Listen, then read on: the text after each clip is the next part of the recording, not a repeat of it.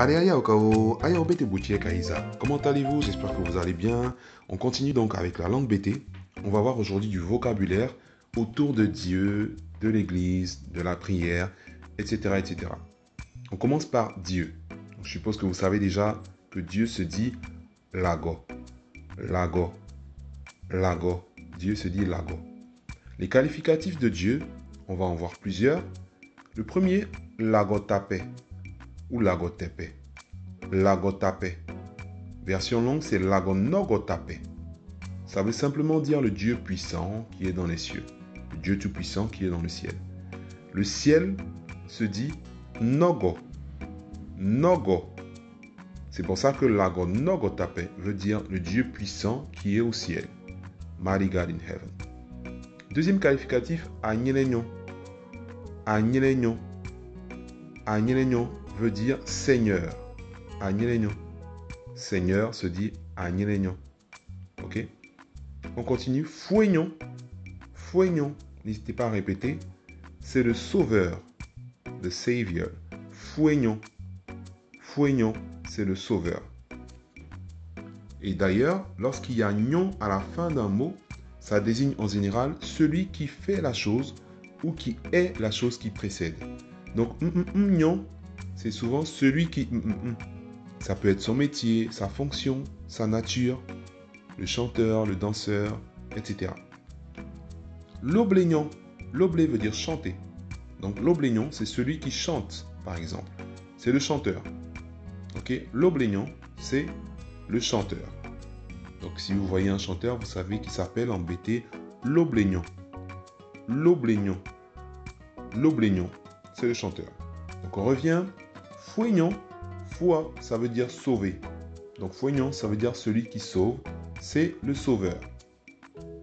Fouegnon is the savior. Donc, maintenant que vous avez compris le système, baignon. Baignon, ça veut dire celui qui... B, entre guillemets. B, c'est posséder, être propriétaire de quelque chose.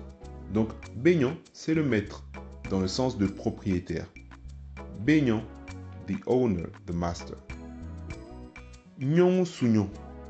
Nyon, c'est le souffle de vie. Sou, c'est le fait de tenir. Donc, celui qui tient le souffle de vie. Le détenteur du souffle de vie. Holder of breath of life. Nyon sougnon.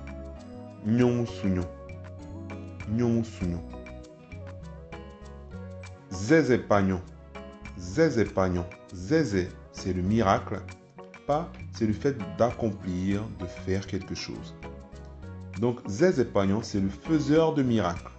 Miracle worker. Zézé pagnon. Zézé pagnon. Zézé pagnon, faiseur de miracles. Kogre lago. Kogre lago. Kogre lago. Gre, c'est le fait de durer. D'accord? Donc, c'est le Dieu dont la vie dure, le Dieu éternel. Everlasting God. Kogre lago. Kogre lago. Et on parle aussi d'ancien des jours. Église, church, comment est-ce qu'on va le dire? Alors, vous entendez plein de gens dire l'églisé.